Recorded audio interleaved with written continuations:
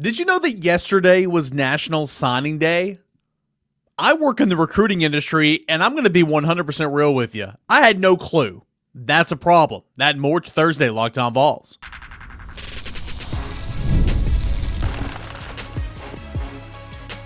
You are Locked On Vols, your daily podcast on the Tennessee Volunteers. Part of the Locked On Podcast Network, your team every day. What is up, everybody? Welcome into your Thursday morning Locked On Vols. I'm Eric Cain. Appreciate you for being here, making Locked On Vols your first listen, your first watch each and every single morning, every dayers. Couldn't do this show without you. We are a part of the Locked On Podcast Network, where it is your team every single day. Today's episode is brought to you in part by our friends over at Game Time. You can download the Game Time app, create an account, put in the promo code Locked On College for $20 off your first purchase. Again, shout out to Game Time. Got a fun show coming up here today. In reverse order, Tennessee baseball. Where is it predicted to finish in the SEC in 2025? How many Vols made the preseason All-SEC squad? Just a couple of days away, 8 days away from the opening day. Getting my topics crossed over here. 8 days away from opening day, the reigning national champions are going to be trying to repeat, and we'll kind of get you set for that in segment number 3. Segment number 2. Interesting story I saw at CBS Sports, and I thought you guys would love it. So we're going to bring the topic onto the show. What if college football had a trade deadline? What if college football was allowed to trade players? What trades would you make for Tennessee this offseason? We're going to have some fun in segment number 2. And then kicking off the show here, traditional signing period is just not what it used to be, right? The early national signing period began, I want to say, in the cycle for 2018. It was the December of 2017, I believe, is the first kind of cycle it went by. And since the early National Signing Day has been a thing, traditional signing day, February, the first Wednesday in February, what me and some buddies used to take off from school and stay home and watch on ESPN, what that used to be for a holiday for, college football fans of all ages, it's just no more. It's still there. High school prospects are still allowed to sign starting on the first Wednesday in the month of February, and so on and so forth. But for big-time Power 4 programs, it's a nothing burger. For FCS, for FCS, for Group of 5 a little bit, for Division 2, Division 3, it's everything because that is signing day. Now, there's some FCS and Group of 5, of course, that utilize the early signing period. I'm not saying they don't, but you see a lot more action. I mean, there's some, Power 4 programs that utilize the February signing period as well. I mean, Florida signed a former Tennessee cornerback commit known as Conabani. That's kind of the biggest news I had from Wednesday, right? And Onis Conabani was a part of the class, right? I mean, he was technically, if you looked up, Tennessee's recruiting class 2025, his name would have been listed on there as an unsigned commit. But ever since the early signing period, the fact that he did not sign, he was never going to be a part of this class. There was no anticipation. There was no preview of signing day. There was no, let's check in on what Onis is doing. It was always he was going to go sign with the Florida Gators, and that's what he did. And we knew that. So, I mean, there was no suspense. There was no hidden agendas. There was no surprises. There was no nothing Tennessee-related on National Signing Day. And so, got a question for you. Would you rather it be like the old days with, trying to adjust my camera here. Would you rather it be like the old days with only one signing day and that being February, and let's bring it back OG style and kind of celebrate truly a special day in the college football calendar? Or would you like to do away with it? Or would you like to do away with the early signing period? I think we've talked about this on the show before, and here's what I would do once I'm college football commissioner. I'm going to run in a couple of years, so make sure you vote me in, right? I'm just kidding. We'll see if there is a college football commissioner in the next couple of years. I think eventually there will be. But if I was college football commissioner and I was in charge of making these decisions, here's how I would handle signing day. Okay, the recruiting calendar, you start in January, you got some junior day visits, there's a dead period in February. March, it opens back up. You got these recruits coming on for spring practices. See the spring game in April. There's a dead period in there. And then you start towards the end of May, once that dead period's lifted on into June, you have official visit season. It's huge. It's magnificent. It's the most important and most critical couple week stretch of the recruiting calendar every single summer, every single year. And then once things shut down in July, that opens the door for summer commitments. You know, who was on campus in June that took OVs that want to go ahead and commit to your school? Things open back up the last little bit of July, like the last week or a couple of days, and you see some, you know, the Tennessee's had like kind of a barbecue or a cookout or whatever, and you try to get guys come back on campus there. Then things shut down in August as these players are preparing and ready to go for their senior football season. So here's what I would do. And again, we've talked about this on the show before. I would do away with the early national signing period. And I will say they did help the calendar a little bit, the month of December, which I'll get into in a moment. It is just a horrific month for college football coaches. They did help in a little bit by moving the early national signing period up to the beginning of the month from December 4th through December 6th this year. That's good. That was a needed help. But here's what I would do. I would do away with what we do in December. I like the early signing period, get it all done and all that. But what I would do is I'd do away with that. I would have a national signing day on August the 1st. Okay? I would have a national signing day on August the 1st, make it be from August the 1st through the 3rd or whatever. And that is, you know, before these high school prospects start playing their senior seasons. They're probably in camp and all that in 2 days. Well, I kid. There's no such thing as 2 days anymore. Boy, we are soft as a football society nowadays. But I would have an early national signing period from August 1st to August 3rd of every single year. Okay? And I would go ahead and get those guys in the boat. Now, it's interesting because there's a number of different things here. You know, there's been some high risers, some late evals that Tennessee's really benefited from the last couple of cycles. The one that jumps out at me big time is Arian Carter. If Arian Carter were to take place in this calendar that I'm proposing, he would have likely signed as a running back to Memphis in August. Okay? And he would not be playing linebacker in the Southeastern Conference and being Tennessee's representative going to SEC, you know, stuff like that. You know, he was a late riser. Tennessee got in there, got him away from Alabama, and he's playing linebacker at Tennessee. That's one that you can maybe miss out on. But it really puts the hay in the barn, and you don't have to think twice. You don't have to worry about anything, right? I mean, for the most part, your hay's in the barn before you kick off. You kind of build your class, but then you're kind of playing hold on. You got to hold on, keep these guys away from other Southeastern Conference schools. Don't let them go on other visits or try to hinder that. Try to hold on and then try to get maybe one or two late evals, right? Khalifa Keith was a late eval. He signed with Tennessee, committed with Tennessee like in October of 2023 or 2022. So that's kind of what I would do. Now, you're probably sitting here thinking like, well, whoa, what if your coach is fired? What if the coach that recruited you to the school leaves? The only way I would let said prospect out of their national letter of intent if they signed in August would be to if your head coach got fired at that school.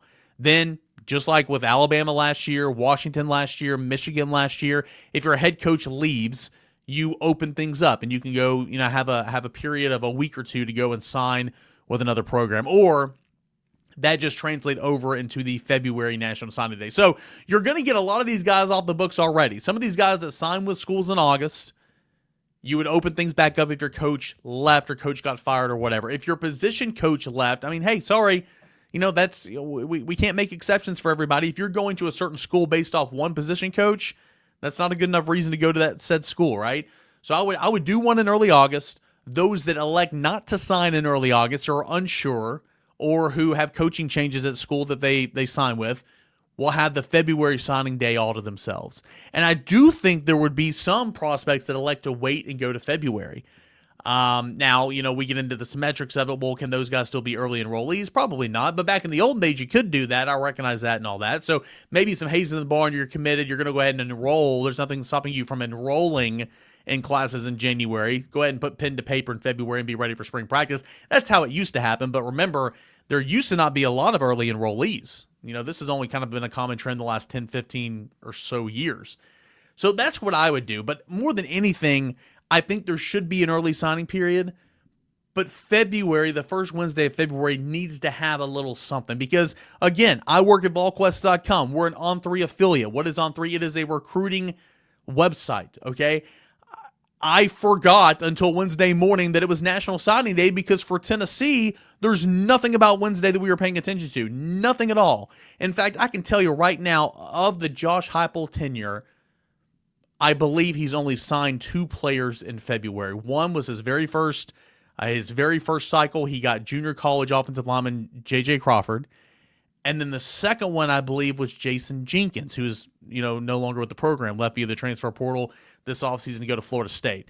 So what do you like about this count? The month of December is awful. You're trying to re-recruit your roster. You're trying to play for conference championships, trying to prepare for a college football playoff championship. You throw in signing day that's in there now. That's annoying as well. The start of the transfer portal. I mean, you put a real focus and emphasis on the transfer portal in December. Don't even worry about signing day in December. Move that to August. Have an option for February, and let's call it a day. That's how I would handle things, because you're getting these good coaches that don't want to do anything in the college realm right now because it's just too much work. It's way too much work. So that's what I would do. What say you? National Signing Day. What's the fix for you? Because there needs to be a little bit of juice in the month of February like there used to be, in my opinion. That's what I would do. Love to hear from you at _Cainer and at Locked On Vols. Hey, when we come back, if college football allowed player trades, what trade would you have envisioned, or what trade would you have hoped for that went down this offseason for Tennessee? What trade would you propose for post-spring practice?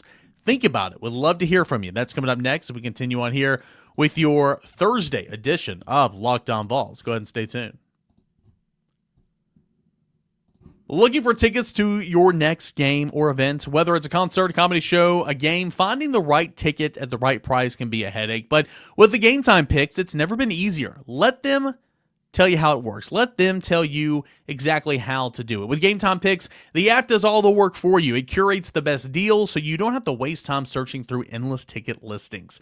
I've been using Game Time picks for a while now, and here's why I like it. The curated deals makes it super simple to find tickets at a great price. No more sifting through thousands of options. I recently grabbed a super deal for a prime seat at the Food City Center a couple weeks ago. I couldn't believe the value. It really was a steal, and there were some steals in the basketball game that I saw. The seat view feature is a game changer. Before I even hit buy, I can see exactly what my seat will look like in the venue. It's reassuring. It truly is refreshing. The best part, you're covered with the Game Time's lowest price guarantee. If you find a better deal anywhere else, they're going to refund you 110% of the difference. That ain't bad. Plus, your tickets are guaranteed to be delivered on time. Easy cancellation options if something comes up. Ready to make your next event even better? Download the Game Time app, create an account, put in the promo code LOCKEDONCollege. You get $20 off your first purchase. Terms apply. Again, that is promo code LOCKEDONCollege for $20 off. Download Game Time today. Last minute tickets, lowest price guaranteed.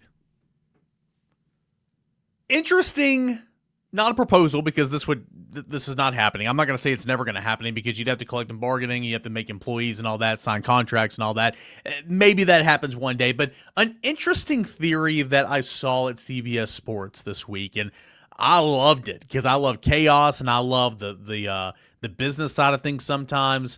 I love the NFL calendar year, and I think eventually, this is a side topic, I think eventually, maybe this is a topic on Friday or later in the week, doing away with spring, but there's been some hoopla and all that about how coaches are scared that they're going to watch, other coaches and programs are going to watch these nationally televised spring games and going to begin tampering and get those players into the portal and all that type of stuff. I mean, that's a load of baloney in my opinion, and I'll tell you why. Let's do that on tomorrow's show.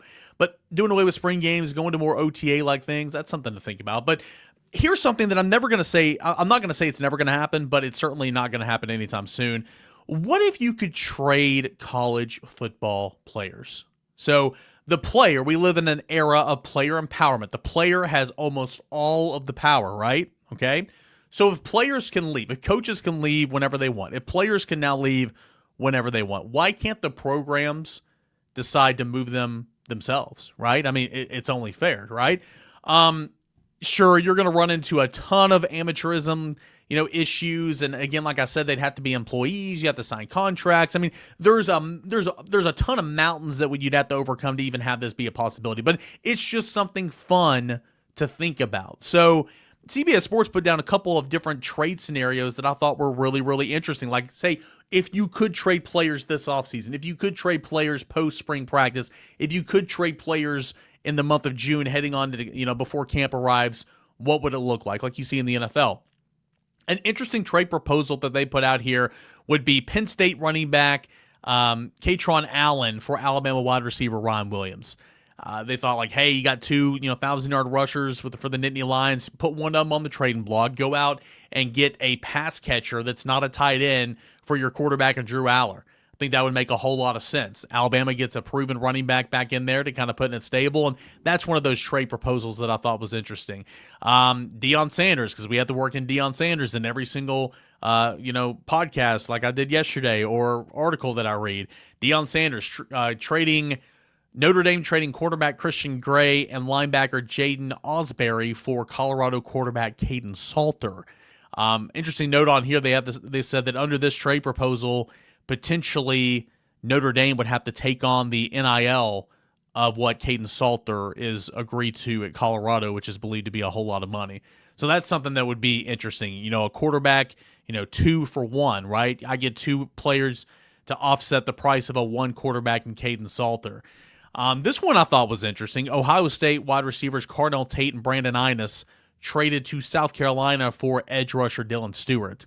Their thought process is Jeremiah Smith, the best wide receiver in the country, arguably the best player in the country. He's your number 1, right? So why not trade your 2 and 3? That probably wouldn't happen, but trade your 2 and 3 to go out and get a pass rusher that you absolutely need to replace that production that you just lost from a national championship ball club. That's one that I thought was interesting. This one is probably my favorite one. LSU trading linebacker Harold Perkins Jr. to Michigan for safety Rod Moore. LSU needs a safety. Both these guys injury-plagued 2024 seasons, but Harold Perkins, one of the greatest pass rushers in college football right now, and LSU doesn't know how to use him. He had 7.5 sacks as a freshman, yet they move him back into space. Keep it simple, stupid. Don't overthink, right? If you have a great pass rusher, let him rush the quarterback. Don't put him in space at the traditional linebacker spot. So because LSU can't figure out how to use Harold Perkins, why not send him to Michigan, where certainly the Wolverines will show how you can properly use Harold Perkins. So those are a couple of ones that were listed in the article, and it got me thinking. Again, this is all hypothetical. This is not happening, but it's something fun here in the month of February to discuss. If Tennessee could trade players and go out and acquire players from other programs via trade, what would you want to see? I made a list here, and my subhead on this was expendable positions, and that's probably not the right phrasing because you don't want to give these guys away, but what I meant by that is who could be guys that are on the trading block, if you will, for Tennessee. Look at positions like the defensive line that is deep, that has got a lot of experience, that is going to play a lot of guys. Certainly you could afford to add a defensive lineman into a trade proposal, right? Because you play so many. Tight end is interesting. We talked about it on the last couple of shows. Miles Kitselman's your 1, Ethan Davis is your 1B. Those 2 guys are your starters. Of Cole Harrison, who they like a lot and think that they got a pretty good steal in the class of 2024, is Cole Harrison going to be that 3rd tight end? One of the 2 freshmen in Desan Brame and Jack Van Dorselaer, which can one of those 2 guys jump up and be the 3rd tight end this year? Long-term projectiles, you love Brame, you love Van Dorselaer, so could Cole Harrison be on the trading block? If you like Cole Harrison after spring practice and you say, oh man, Desan Brame's really coming along, let's put Jack Van Dorselaer on the trading block.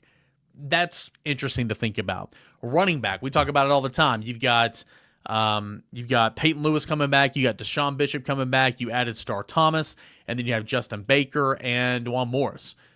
Because Tennessee's going to be a rotational position, right? Could you afford to give up maybe a Deshaun Bishop because you thought DeJuan Morris could maybe be that 3rd head in the 3-headed monster? I don't know, right? But there's options there at running back. Quarterback even. Tennessee's played points in times with only 2 scholarship quarterbacks on the roster throughout Josh Heupel's tenure. Could Jake Merklinger be on the trading block? Could George McIntyre be on the I don't know. I'm just trying to think. These are positions where you have room to work with. Now, positional needs, we know Tennessee needs a wide receiver. We know Tennessee needs, they address it this offseason, but depending on spring, maybe you still need an interior offensive lineman, right? Tennessee, because of the Jamal McCoy injury, and even before that due to depth purposes, Tennessee needs a cornerback, maybe a safety, right? So that's what Tennessee needs. So how much fun would it be to play GM? Like, you don't want to give up any of your guys, but if trades were allowed to happen, you take a player from one of these position groups, the defensive line, the tight end, the running back, the quarterback rooms, and you make a trade package to go out and get a center, to go out and get a true wide receiver number 2, to go out and get a cornerback that can come in and help until Jamal McCoy's back to 100%. It's just something fun to think about, right? College football has changed so much, really the college sports landscape in general, but college football has changed so much in the last 7 years. that it would not shock me whatsoever that if in 7 years from now, 14 years from now, 20, 21 years from now, that this is a thing. Again, you have to go through over the hurdles, collective bargaining. They'd have to be employees. They'd have to sign contracts. There's a million hoops you got to jump through it's like trying to move mountains. And I'm not advocating for this, but this is just something fun to talk about in the offseason. And when I saw it over at CBS Sports, I'm like, ooh, that is interesting. Ooh, that is fun. I wonder what the Locked On Balls piece would have to say about that. What's a trade that you would love to have seen or to see in the offseason if it were, allowed? Let me know at _Cainer and at Locked On Vols. All right, the reigning national champion Tennessee baseball team 8 days away from opening day. Where were the Volunteers picked to finish in the Southeastern Conference 2025 season, and who was named All-SEC preseason? That's coming up next as we continue on here with your Thursday edition of Locked On Vols. The big game is almost here, and there's no better way to make it even more exciting than with Prize Picks, the best place for daily fantasy sports. Over 10 million members and billions in winnings awarded. Prize Picks makes it fun and simple to get in on the action. Here's how it works. It's simple. You pick more or less on at least 2 player projections, and if you're right, you can win up to 1,000 times your cash. Prize Picks even has a free pick for being the game where Patrick Mahomes only needs to throw 1 yard to win. Pair that with one more correct pick, boom, you're cashing out. This week, I've been thinking about Travis Kelce taking the more on his projected receiving yards because Pat Mahomes trusts him at this stage in the NFL playoffs. What I love the most, fast, safe withdrawals. When I win, my cash is in my account in as little as 15 minutes. All right, so download the app today and use the promo code LOCKEDONCollege for $50 instantly after you play your first lineup. That's code LOCKEDONCollege for $50 instantly after you play your first $5 in lineup. Prize Picks, it's where you can run your game.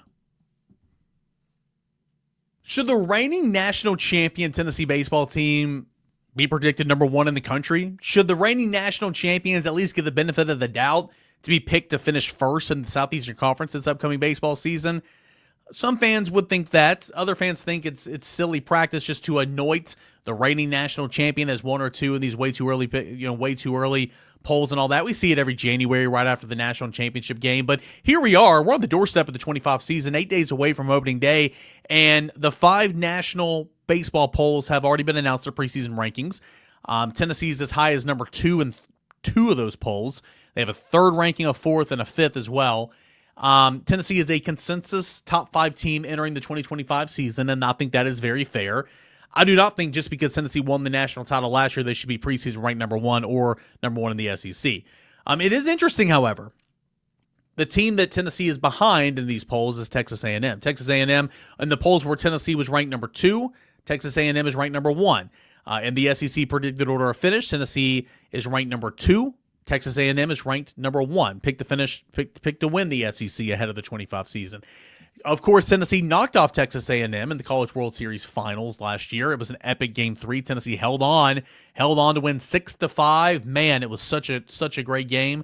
But A&M lost its head coach. A&M lost a couple of really, really good players. Now, they returned an awful lot of talent, and they promoted the 3rd assistant, I want to say, from on that staff up to being head coach. So I'm intrigued to kind of see how that works out. But I mean, A&M is super, super talented. Nonetheless, here's how it goes down for Tennessee. Tennessee preseason by the coaches, or in the SEC, to finish 2nd in the SEC. Tennessee got 1 first-place vote, a total of 215 points. A&M got 10 first-place votes, finished with 228 total points. Arkansas was right behind Tennessee. In fact, Arkansas got 3 first-place votes, while Tennessee only got 1. Arkansas totaled 214 points to Tennessee's 215 points. So it's A&M, and then it's Tennessee and Arkansas, according to the voting, like neck and neck. But Tennessee does get 1 more point to finish number 2 than Arkansas number 3. LSU and Florida each got a first-place vote as well. The predicted order of finish in the Southeastern Conference ahead of the 2025 season, A&M at 1, Tennessee at 2, Arkansas, LSU at 3, 4, Florida at number 5, Georgia at 6, Vanderbilt at 7. You hate to see it. Texas at 8, Mississippi State at 9, Kentucky at 10. Kentucky, who was a College World Series team this past summer, predicted to finish 10th in the league in 2025. I mean, it just means more in the SEC. Oklahoma there at 11, Auburn at 12, Alabama at 13, South Carolina at 14, Ole Miss at 15, Missouri at 16. Think if you're Ole Miss, right? You just won a national championship in 2022, okay? You said goodbye to two of your best players in Liam Doyle and Andrew Fisher, who transferred to Tennessee. And now your preseason predicted to finish 15 out of 16 in the new look SEC with 60 total points. Again, just a few years removed from winning a national title. Man, that's tough. And it's usually tough for the reigning national champs to get back to Omaha. I mean, Tennessee's got its work cut out for it. But that's a look at what the coaches believe is going to be the case, heading into this 2025 season. Let's see here. Tennessee. Each SEC team will continue playing 10 conference 3-game series. Tennessee does not play either Texas or Oklahoma during the regular season. Does kick off the SEC season against Florida on March the 14th. Let's see here. Tennessee capped the 2024 season, winning the regular season and the tournament, 22-8 SEC record. SEC tournament champs take on 8 NCAA tournament teams from a season ago in conference. 3 of the 5 home series feature 2024 College World Series program teams. That ain't bad. That is not bad at all. You look at the players who generated some all-SEC buzz ahead of the season. Tennessee had 6 total players, tying Texas A&M for a league high and the most players anointed to the SEC preseason teams by the league's coaches. Tennessee had 3 on the first team, 3 on the second team, 2 pitchers, 4 position players, 3 transfers. That's kind of the breakdown on who all was anointed here. And A&M actually had 4 first-team selections and 2 second-team. So A&M had the most first-team selections, but A&M and Tennessee overall tied for 6 total players on between the first and the second-team coaches preseason All-SEC team. On the first team for the coaches, Dean Curley at shortstop, Liam Doyle at pitcher and starting pitcher, and Nate Snead at relief pitcher. I'm not going to lie to you, Liam Doyle's stats last year at Ole Miss were not great.